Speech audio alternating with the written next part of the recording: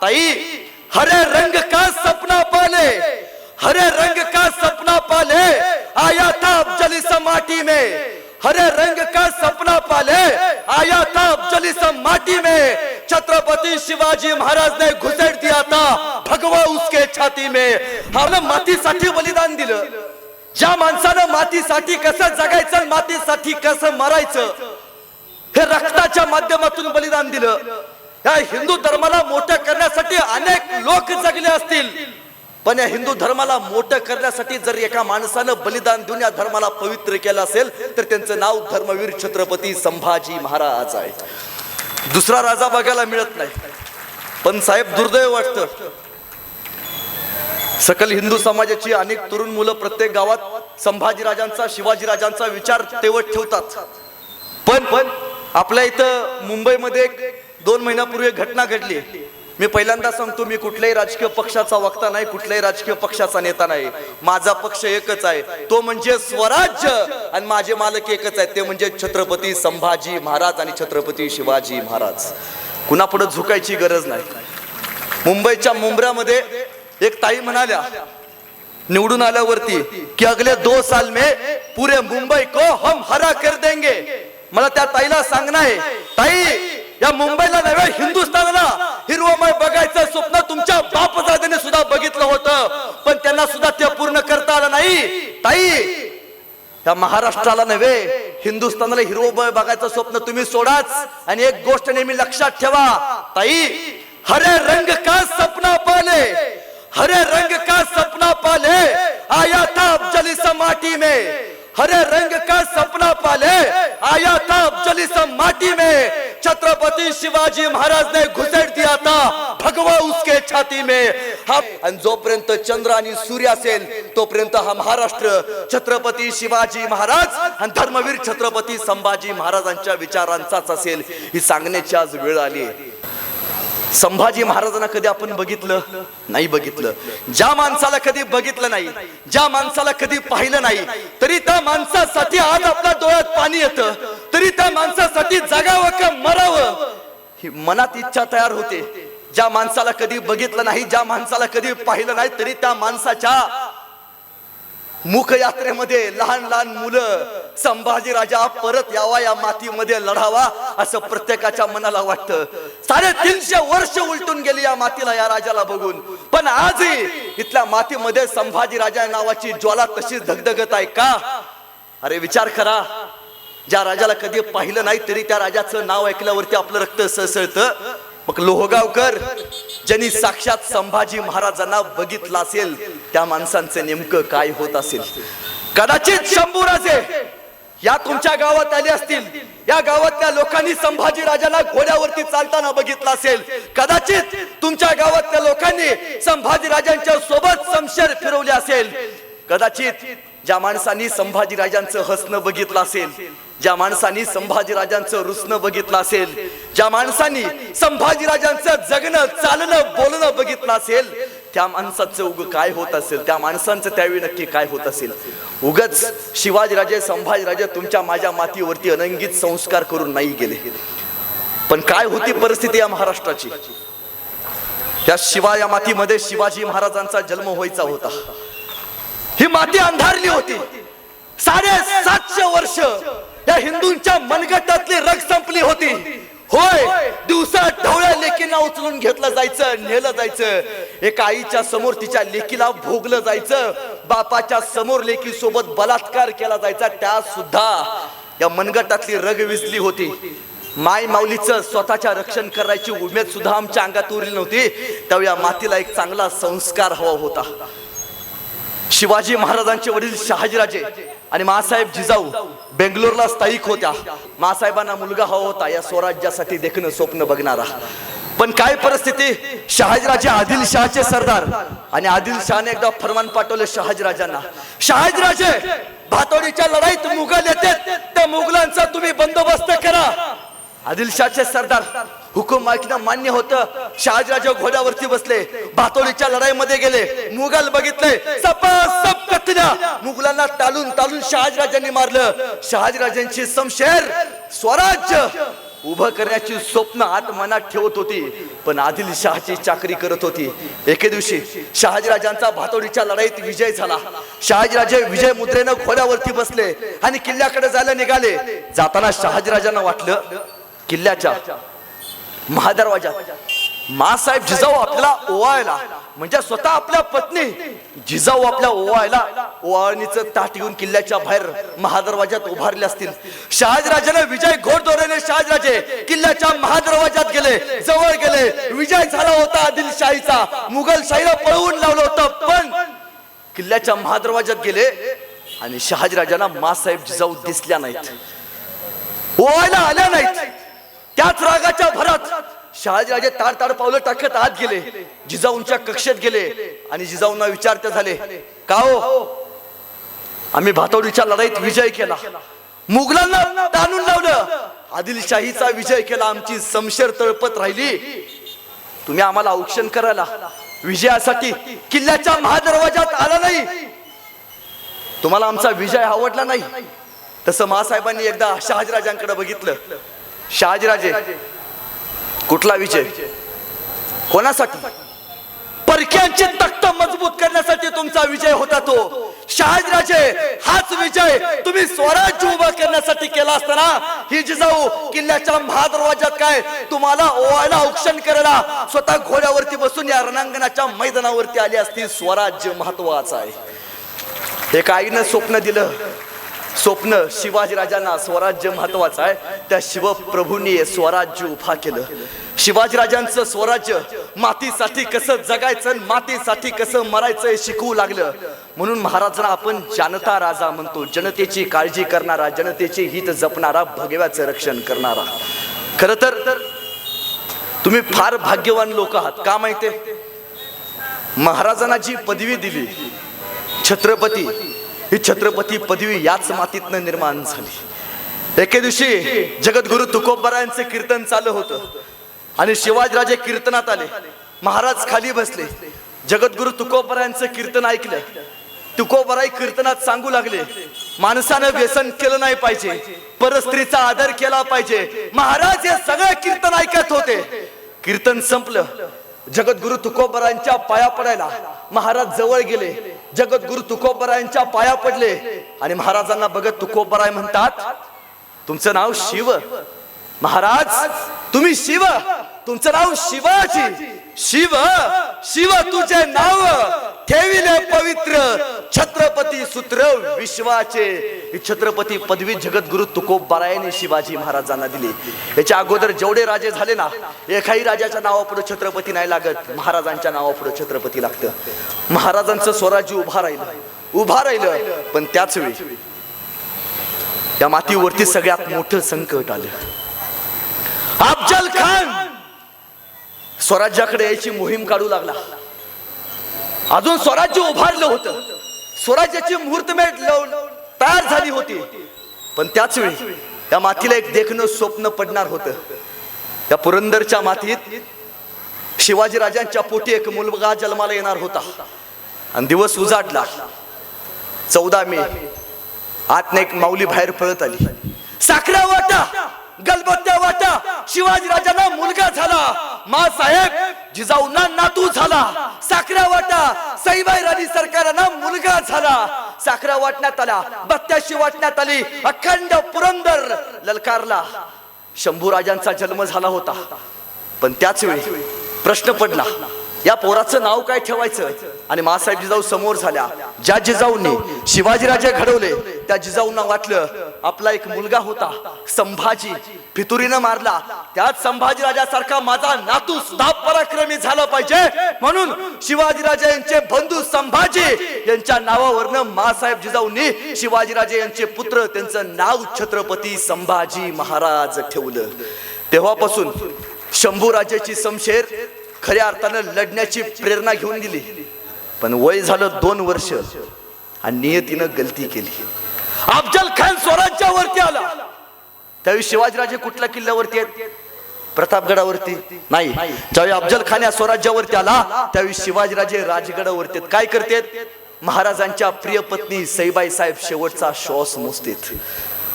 अफजल खान आलाय, महाराजांना पत्र म्हणालं, जिंदा या मुर्दा बरीबेगम साहेबांनी तुम्हाला पेश करायला सांगितलंय. महाराजांनी सईबाईंना बघितलं, सई अफजल खानाचा बंदोबस्त करून येतो, मी येईपर्यंत सई फक्त प्राण सोडू नकोस. महाराज घोड्यावरती बसले. 2 वर्षाच्या शंभू राजांना सईबाईराणी सरकारांच्या सोबत ठेवलं आणि महाराज प्रतापगडावरती गेले. काही दिवसांनी प्रतापगडावरती गेल्यावरती महाराजांना बातमी आली, सईबाई साहेबांचं निधन झाले. अफजल खान स्वराज्याच्या पायरीवरती येऊन थांबलाय. आवडत्या पत्नीचं निधन झाले. 2 वर्षाचा पोरका झालाय. तर या माणसानं परिवार नाही निवडला, या माणसानं पहिल्यांदा स्वराज्य निवडलं. म्हणून होय, आजही इथं बसलेल्या अनेक माय माऊलींचा संसार जर कुणामुळे फुलला असेल तर तो फुललाय फक्त छत्रपती शिवाजी महाराजांमुळे. जर महाराज नसते, या माणसांनी स्वतःचा संसार केला नाही, छत्रपती शिवाजी महाराजांनी स्वतःचा संसार केला नाही, छत्रपती शिवाजी महाराजांनी स्वराज्याचा संसार केलाय. त्यावेळी तुमचा आणि माझा संसार फुललाय. संभाजीराजांचं वय वर्ष 2 आणि प्रश्न पडला मासाहेबांना, संभाजीराजांना दूध कोणी पाजायचं? आणि मासाहेबांनी बैठक बोलवली. नाना प्रकारच्या भागातली माय माऊली संभाजीराजांना दूध पाजायसाठी आल्या होत्या. का? शंभूराजांचं निधन झालं होतं. संभाजीराजांचं निधन झाल्यावरती मासाहेब जिजाऊंचा नातू संभाजी या मातीमध्ये तयार झाला होता. त्या संभाजीला दूध पाजायचं होतं. माय माऊली जमल्या आणि त्यावेळी मासाहेबांनी विचारलं, माझ्या मुलाचं शंभूराजाचं निधन झाले, त्या संभाजीच्या नावावरनं मी माझा नातू शिवाजीराजाचा मुलगा याचं नाव संभाजी ठेवलंय. या संभाजीराजाच्या मातोश्रींचं सुद्धा निधन झाले. या माझ्या शंभूला कोणी दूध पाजेल? त्यावेळी एक माय माऊली उभा राहिली, मासाहेब म्या पाजते की दूध. असं किती पैसे घेणार? मासाहेब 2 सोन्याची काकणे घेणार बर का. मासाहेब शांत उभारल्या. ती माऊली खाली बसली. आणि कोण पाचेल? एक जण उठून उभा राहिली, मासाहेब म्या पाजते की. किती घेणार ग पैसे? शंभूला दूध पाजायचं. मासाहेब 1 बिघा जमीन देणार बर का, तेव्हा मी माझ्या शंभूला दूध पाजतो. मासाहेब शांत बसल्या. त्यावेळी पाठीमागे एक माऊली उभारली होती. ती होती कापूर गोळा गवशी. पुढे आली, मासाहेब ओ मासाहेब म्या पाजते की दूध शंभू बाळाला. असं नाव काय ग तुझं? मासाहेब म्या धाराऊ गाडे पाटलांची सून. असं धाराऊ सांग किती पैसे घेशील शंभूराजाला दूध पाजायला? तशी कडाटली धाराऊ. अहो साहेब लेकरू कुणाचं आहे? शिवाजी राजाचा आहे.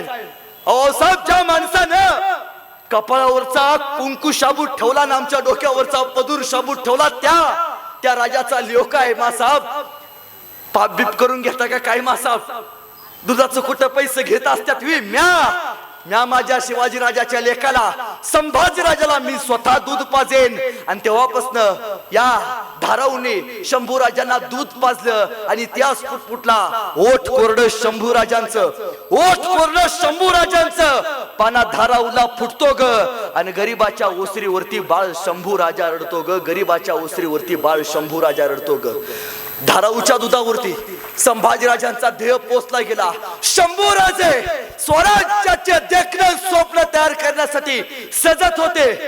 त्यावेळी मासाहेब जिजाऊंनी शिक्षणाचा सगळा अनुभव असताना शंभूराजांना शिक्षण द्यायचं ठरवलं. नाना विद्या, नाना कला, धर्मशास्त्र, अर्थशास्त्र, लाठीशास्त्र. तत्कालीन काळात संभाजीराजांना घोडा कसा चालवायचा, तलवार कशी फिरवायची, दांडूपट्टा कसा चालवायचा मासाहेबांनी शिकवलं. मासाहेब हे दुसरं विद्यापीठ शंभूराजांचं. आणि शंभूराजे मासाहेबांच्या हाताखाली उत्कृष्ट घोडा शिकू लागले. आणि तत्कालीन काळात घोड्याला सगळ्यात जास्त वेगवानपणे पळवणारा आणि पळत्या घोड्याला डोळ्याची पापणी लावते न लावते तोपर्यंत रणांगणावरती गर्र करणा फिरवणारा एकाच राजा होऊन गेला. त्यांचं नाव छत्रपती संभाजी महाराज. दुसरी जिगर झाली नाही कोणाची. जिगर शंभूराजांसारखा इतिहास निर्माण करायची. पण शंभूराजे तलवार चालवायला शिकले, उत्तम लेखणी शिकले. संभाजीराजांनी अनेक ग्रंथ या मातीमध्ये लिहिले. बुधभूषणम सारखा उत्कृष्ट ग्रंथ शंभूराजांनी लिहिलाय.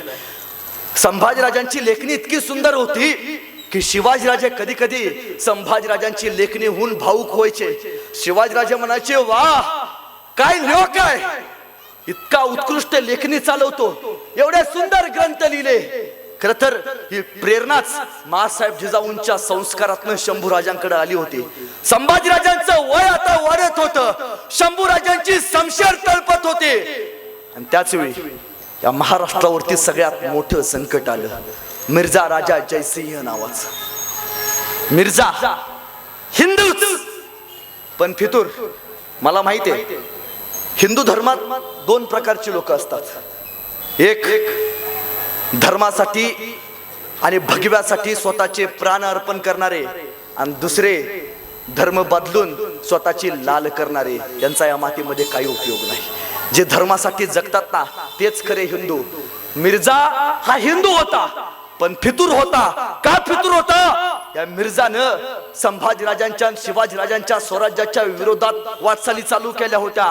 पण त्यावेळी इतिहास एक सांगतोय, जी माणसं चांगली कामं करतात त्या माणसांच्या पाठीमाग इतिहास उभा राहतो, आणि जी माणसं चुकीच्या मार्गाने जातात ना त्यांची नोंद सुद्धा कधी इतिहासात घेत नाही. कधी सुद्धा इतिहास घेत नाही.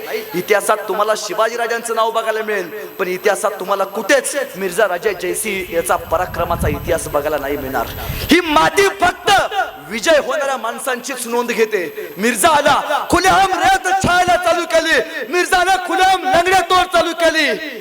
मिर्झाचे सैनिक यायचे, एखादी कवळी पोरगी दिसायचे, भोगायचे, बदअमल करायचे. महाराजांना वाटलं किल्ल्यापेक्षा स्वराज्य महत्वाचा आहे, रयत महत्वाचे आहे. एका राजाला वाटला नाही आपला मतदारसंघ वाचवावा.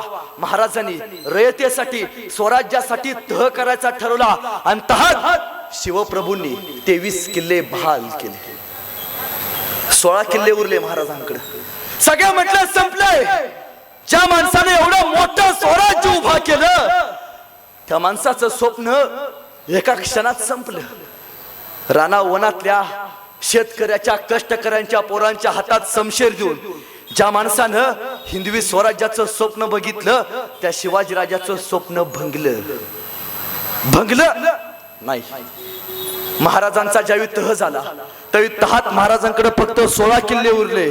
9 वर्षांनी महाराजांचा राज्याभिषेक झाला. राज्याभिषेक शक्य नोंद आहे. महाराजांकडे 365 किल्ल्यांचं साम्राज्य आहे. 365. एकही गोष्ट तुम्हाला बघायला मिळत नाही जिथं महाराज दमले असतील, जिथं महाराज थकले असतील. नाही, पर्याय शोधलाय महाराजांनी प्रत्येक गोष्टीवरती पर्याय. त्यावेळी शंभूराजांचं वय वर्ष होतं 9. तह झाला आणि औरंगजेबाचा वाढदिवस आग्र्याला. त्याचा पण हॅपी बर्थडे बहिण्याचा. आणि त्यानं पत्र पाठवलं महाराजांना, महाराज तुम्ही 5000 मनसबदारी आणि पुत्र शंभूराजे यांना 7000 मनसबदारी देण्यात आली. जणू त्यावेळीच कळालं होतं बापापेक्षा एक काकण पोरग चढच निघणार आहे. होय, शंभूराजे शिवाजीराजे जेवढे पराक्रमी होते त्यापेक्षा कैक पटीने शंभूराजे तापट आणि पराक्रमी होते. शिवाजीराजांचा पराक्रम अलौकिक, पण शिवाजीराजांचा पराक्रम हा स्वराज्य निर्माण करण्यासाठी होता. संभाजीराजांचा पराक्रम स्वराज्य वाढवण्यासाठी होता, स्वराज्य अभेद्य ठेवण्यासाठी होता. एका राजानं स्वराज्य निर्माण केलं, एका राजानं स्वराज्य अभेद्य ठेवलं. आणि महाराज निघाले महाराष्ट्रातलं आग्रा. मिर्झा राजा जयसिंगच्या सांगण्यावरनं महाराज औरंगजेबाच्या भेटीला निघाले. महाराज घोड्यावरती बसले, सोबत 9 वर्षाच्या संभाजीराजांना घेतले. त्यावेळी जाताना वाटेत काहीतरी प्रश्न पडला असेल, काहीतरी पडला असेल. एसटी नव्हती, हाफ तिकीट नव्हतं, घोड्यावरती जायला लागायचं. जायला 2 महिने लागले. वाटेत काहीतरी विचारलं असेल शिवाजीराजांनी. काय म्हणले असतील शिवाजीराजे शंभूराजांना, शंभूराजे लोहगावला 2 एकर घेऊन ठेवले, तू ऊस लावून मोकळा हो. नाही शिकवलं. सांगितलं एका बापानं आपल्या पोराला, शंभूराजे आतापर्यंत शत्रू समोरनं वार करत होते, शंभूराजे तुमच्या काळात शत्रू पाठीवरनं वार करणार असणार आहेत, पाठ भक्कम करा. एका राजानं आपल्या लेकाला शिकवलंय, तुम्हाला वाटतं तुमच्या पोटी छावा जन्माला यावा, ताईनो तुम्हाला वाटतं तुमच्या पोटी छावा जन्माला यावा, तर यासाठी बाप पहिल्यांदा सिंह असला पाहिजे. छत्रपती शिवाजी महाराज सिंह होते, त्यावेळी त्यांच्या पोटी संभाजी राजा नावाचा छावा जन्माला आला. बाप पहिल्यांदा सिंह असला पाहिजे. शिवाजीराजे पुत्र शंभूराजांना 9 वर्षाच्या घेऊन औरंगजेबाच्या दरबारात गेले. आणि औरंगजेबाने एक झरी चाल टाकली. शंभूराजांना मागच्या रांगेत उभा केलं, सोबत शिवाजीराजे आणि महाराष्ट्राचा स्वाभिमान उपाळला. अरे ज्यांना समशेरीचं पाणी दाखवून माघारी सारलं, पाठीमागे उभा केलं, त्यांच्या दिल्लीला सगळ्या मनसबदारी फेकल्या. स्वाभिमान काय असतो दिल्लीच्या दरबारात महाराजांनी दाखवला. आग्रा दुमदुमला आणि महाराज आग्र्याचा दरबार सोडून निघून गेले. तेव्हापासून शिवाजीराजे औरंगजेबाच्या दरबारात कधी आले नाहीत. त्यावेळी महाराजांनी शिकवलं, समोर किती मोठा बादशाह असू दे, समोर किती मोठा माणूस असू दे, जर स्वाभिमानाला धक्का लागला, समोरच्या माणसाचा बाजार उठवल्याशिवाय शांत बसायचा नाही. हे शिवाजी महाराजांचं चरित्र आपल्याला शिकवते. आता काय सांगतोय कान देऊ नये का. तेव्हापासून शिवाजीराजे औरंगजेबाच्या दरबारात कधी गेले नाहीत. पण शिवाजीराजांचे प्रतिनिधी म्हणून 9 वर्षाचे शंभूराजे औरंगजेबाच्या दरबारात येत जात असत. तर औरंगजेबाचा एक हत्ती होता. तो हत्ती शंभूराजांना फार आवडलेला. त्या हत्तीला धरायचे आणि शंभूराजे सगळ्या गल्लीतनं फिरायचे. या 9 वर्षाच्या पोराची चेष्टा करावी म्हणून औरंगजेबानं संभाजी महाराजांना बोलावून धाडलं. आणि औरंगजेब म्हणतोय शंभूराजांना, कान देऊ नका, काय विचारतोय, शंभूराजे हमने सुना है ये मेरा हाथी आपको बहुत पसंद है, लेकिन शंभूराजे ये मेरा हाथी इतना बड़ा है, आप इतने छोटे हो, इस हाथी को आप महाराष्ट्र में कैसे ले जाओगे. तह झालाय, किल्ले दिलेत. आणि त्यावेळी औरंगजेब म्हणतोय शंभूराजे हे मेरा हाथी आपको बहुत पसंद है, लेकिन शंभूराजे ये हाथी इतना बड़ा है, आप इतने छोटे हो, इस हाथी को आप महाराष्ट्र में कैसे ले जाओगे. एवढे शंभूराजे औरंगजेबाच्या डोळ्यात डोळे घालून सांगतात, अरे औरंगजेब ये तो जानवर है, अरे औरंगजेब ये तो जानवर है, बैठ कर जाएंगे, नहीं आया तो खींच कर ले जाएंगे. लेकिन औरंगजेब हमारे आबा साहब ने जो आपको किले दिए वो अभी महाराष्ट्र में, उन्हें आप आगरा कैसे ले आओगे. बाणेदारपणे समय सूचकता दाखवणं काय असतं हे शंभूराजांनी शिकवलं. आणि त्या औरंगजेब म्हणतो शंभूराजांना, शंभू मी ऐकलोय तुम्ही उत्तम मल्लविद्या जाणता, उत्कृष्ट कुस्ती खेळता. माझ्याकडे सुद्धा नामवंत कुस्ती पैलवान आहेत. माझ्या दरबारातल्या एखाद्या पैलवानाशी तुम्ही कुस्ती खेळाल का. आणि कडाडला सर्जा संभाजी राजा, अरे औरंगजेब आम्ही फक्त आमच्या लायकीच्या मल्लांशीच कुस्ती खेळतो आणि तुझ्या दरबारात माझ्या लायकीचा एकही मल्ल नाही. सबब हे महाराष्ट्राचं पाणी होतं, हे या स्वराज्याचं पाणी होतं. त्यावेळी औरंगजेबाला कळालं असेल हे रसायन काय वेगळंच आहे. शिवाजीराजा आजपर्यंत स्वराज्यात कधी समोर नाही आला, पण संभाजीराजा थेट औरंगजेबाची लढायची धडायची ताकद ठेवून उभा राहिला. शिवाजीराजांचं निधन झालं, पण त्यावेळी तुम्हाला माहितीये जोपर्यंत महाराज महाराष्ट्रात होते, स्वराज्यात होते, जिवंत होते, तोपर्यंत एकदाही औरंगजेब आग्र्यातनं महाराष्ट्रात आला नाही, कधीच आला नाही. पण जसं संभाजीराजांचं निधन झालं, औरंगजेब आग्र्यातनं महाराष्ट्रात आला, इथं थांबला, इथं लढला. कारण का, त्याला माहितीये हे स्वराज्य जेवढं दिसतंय तेवढं सोपं नाही. हे स्वराज्य आदिलशाही सारखं नाही, निजामशाही सारखं नाही. हे स्वराज्य सह्याद्री सारखं आहे. आणि या सह्याद्रीमध्ये फक्त 3च राज्य करू शकतात, एक वाघ, दुसरा वारा आणि तिसरे या मातीतले हिंदू. दुसरा कोणाची जिगर नाही या सह्याद्रीवरती राज्य करायचं, स्वराज्य सह्याद्रीवरती स्वतःची अभिशाप खेळायचं. पण त्याच वेळी शिवाजीराजांचा राज्याभिषेक सोहळा जवळ आला. सगळं अल्पेल.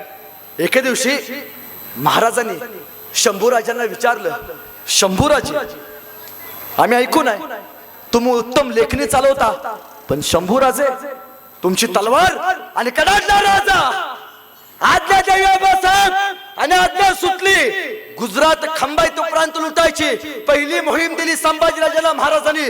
शंभूराजे घोड्यावरती बसले, रणसिंहाचा अवतार उतरला होता आणि शंभूराजे गुजरात मध्ये गेले. गुजरात तुटलं, शंभूराजांची शमशेर तळपत राहिली. गुजरात तुटल्याबरोबर शंभूराजे गुजरात खंबाईत प्रांतात गेले. खंबाईत प्रांत महाराजांनी स्वतःच्या अधिपत्याखाली आणला आणि शंभूराजांनी गुजरात खंबाईत प्रांतावरती त्या काळात भगवा फडकवला. शिवाजी राजांना किल्ल्यावरती कळालं स्वराज्यात. शंभूराजांनी पराक्रम केला, विजय मिळवला आणि महाराज कडाडले, जावा साखरा वाटा, गलबत्त्या वाटत तोफा टाका, कळू द्या स्वराज्याला आमचा छावा खासी जीत घेऊन आलाय. तेव्हापासून शंभूराजांची शमशेर महाराज मोहीम आखायचे आणि त्या मोहिमेचे नेतृत्व खुद्द शंभूराजे करायचे.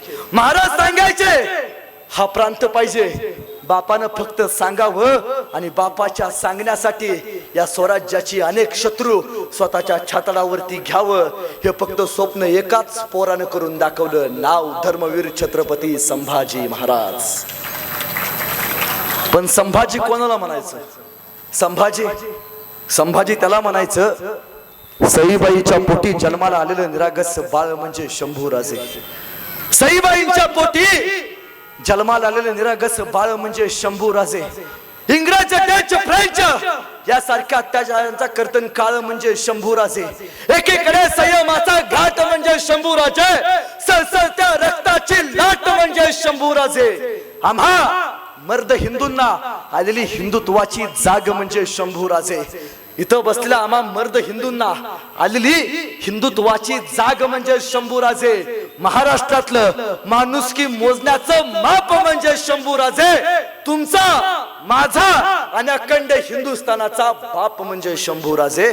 तुमचा, माझा अखंड हिंदुस्थानाचा बाप म्हणजे शंभूराजे. या संभाजीराजांनी इथल्या रयतेला जगावं कसं, मातीसाठी मरावं कसं हे संस्कार दिले. आणि त्याच वेळी महाराजांचा राज्याभिषेक सोहळा जवळ आला होता. शिवप्रभूंचा राज्याभिषेक सोहळा, पहिला राजा जो अधिकृत राजा होणार होता.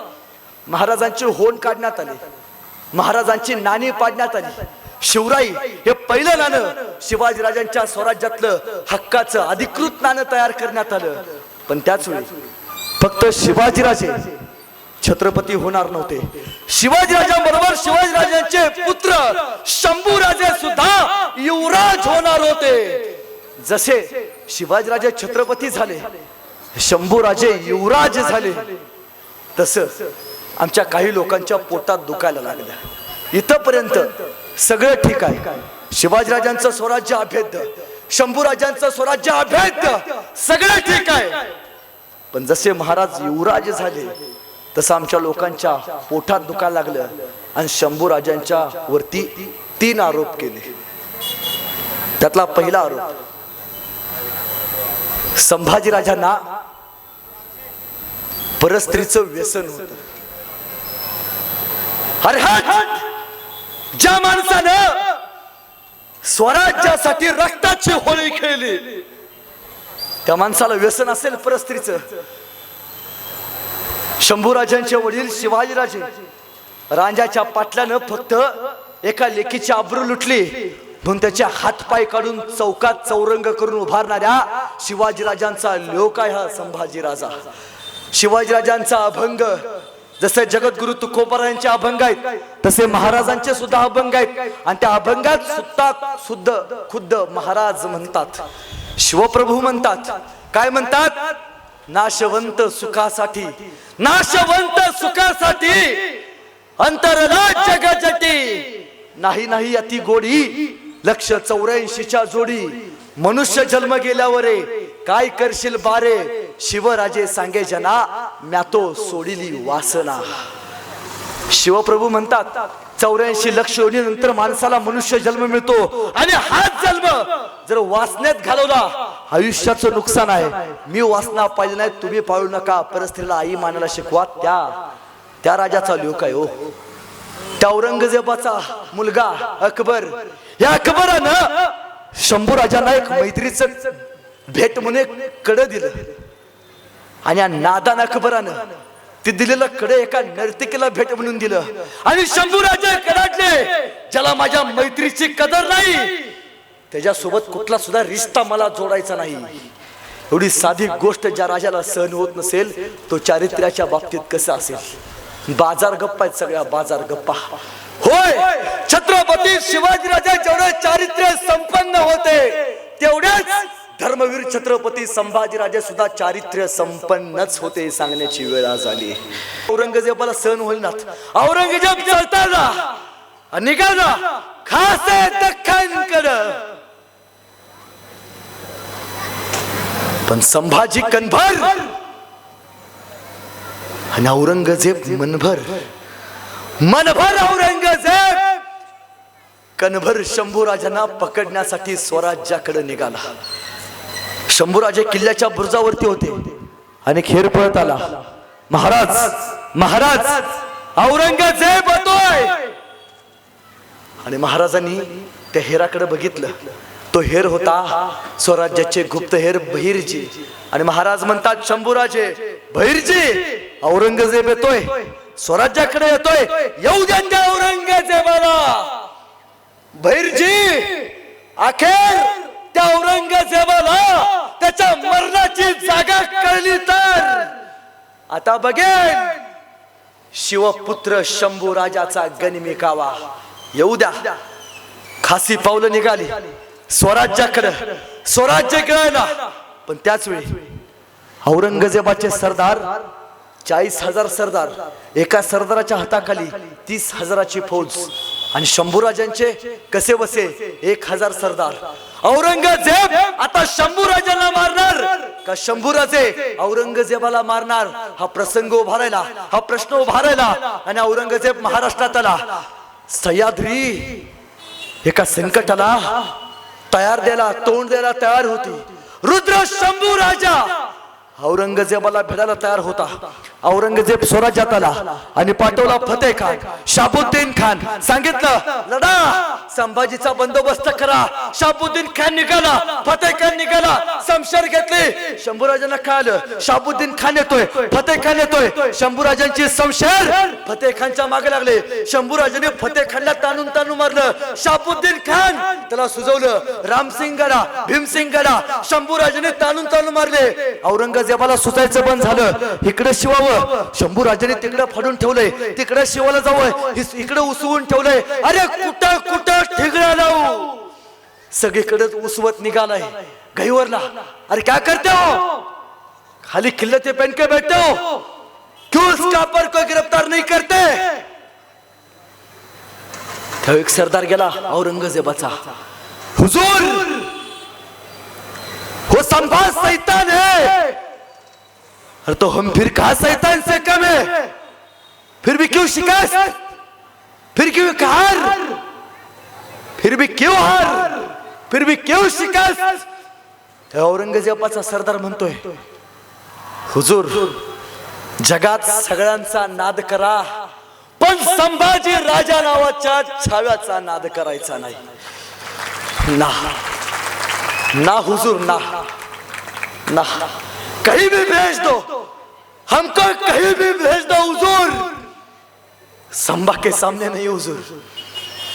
वो संभा शैतान है, त्याची समशेर चाला लागली ना थांबत नाही. शत्रूला मारल्याशिवाय म्यानात सुद्धा जात नाही.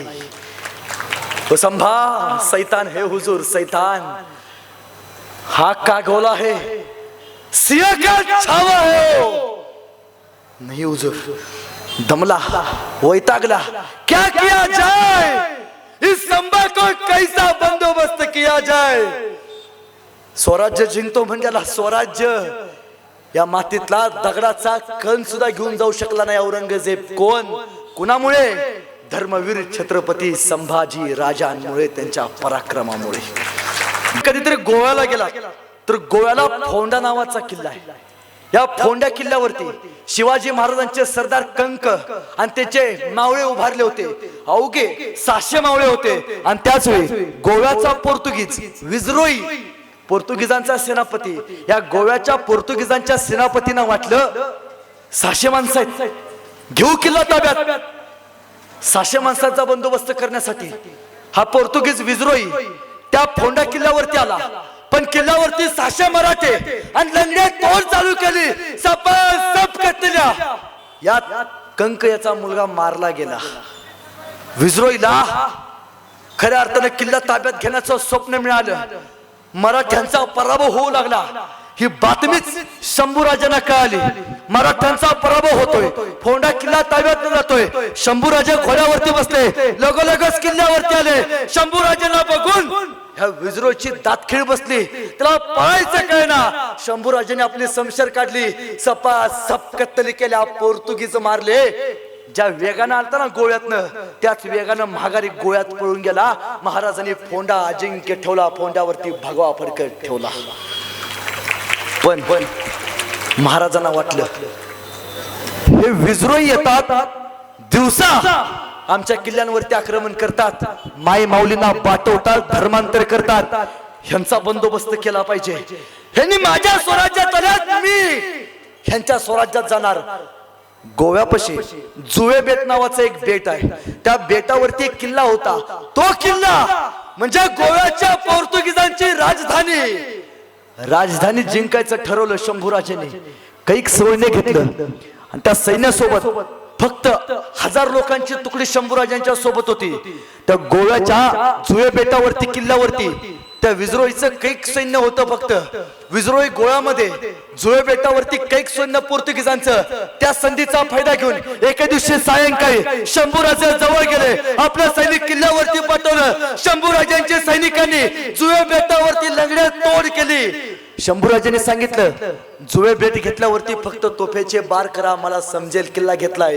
किल्ला घेतला, मावळ्यांनी तोफेचा बार केला. पण हा आवाज जसा शंभूराजांना ऐकू गेला, तसा तोच आवाज गोव्यामध्ये असलेल्या विजरोईला ऐकू गेला.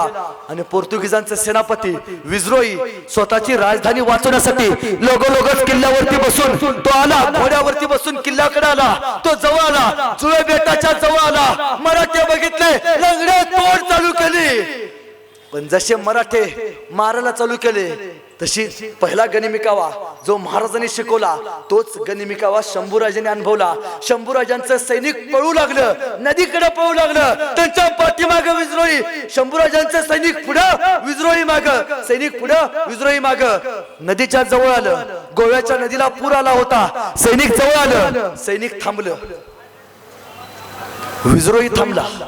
पुढं मराठे, विजरोईला कळना, मराठे का थांबलेत. आणि मराठ्यांचा एक सेनापती म्हणला, विजरोई पाठीमाग बघ, तुझा बाप तलवार घेऊन उभा आहे. विजरोईनं पाठीमाग बघितलं, शंभूराजे समशेर घेऊन उभारले होते. जसं संभाजी राजाला बघितलं, ह्या विजरोईला घाम फुटायला चालू झाला. विजरोई रणांगण टाकून पळू लागला, नदीकडे पळू लागला. विजरोईनं आपला घोडा पळवला नदीकडे. नदीला पूर आला होता. पाठीमागे शंभूराजे सोडणार नाही. विजरोई धर्मांतर केलास, ख्रिश्चन धर्मांतर वाढवला, सोडणार नाही. शंभूराजेने आपला घोडा विजरोईच्या पाठीमागे लागला. विजरोई पुढं, शंभूराजे माग, विजरोई पुढं, शंभूराजे माग. विजरोई जवळ गेला, नदीच्या जवळ गेला. नदीला पूर आला होता. त्या विजरोईचं काही सैनिक नदीत वाहून गेलं. त्या मचव्याने विजरोईला उचललं आणि त्याच्या मचव्याने विजरोईला नावेत बसून सुखरूप पोहोचवलं. पण शंभूराजे ऐकतील तर कसे, वारा नव्हे, नदीवरती राज्य करणारा राजा आहे, नदीवरती, पाण्यावरती. शंभूराजेने आपला घोडा थेट नदीत घातला. गोव्याच्या पूर आलाय, नदीत रागाच्या भरात घोडा नदीत घातला. पाणी घोड्याच्या नाकापर्यंत आलं आणि पाण्याच्या पुढं शंभूराजांचा घोडा होऊन जायला लागला. आता शंभूराजे मरणार, पुढे काय होणार. पण त्याच वेळी शंभूराजांचा निष्ठावंत सरदार खंडोजी बल्लाळ पुढे आला. खंडोजी बल्लाळ याने शंभूराजांच्या घोड्यानं धरलं, शंभूराजानं धरलं, नदीतनं बाहेर काढलं. आणि त्यावेळी इतिहास पुटपुटला, होते खंडोजी म्हणून वाचले धर्मवीर छत्रपती संभाजीराज.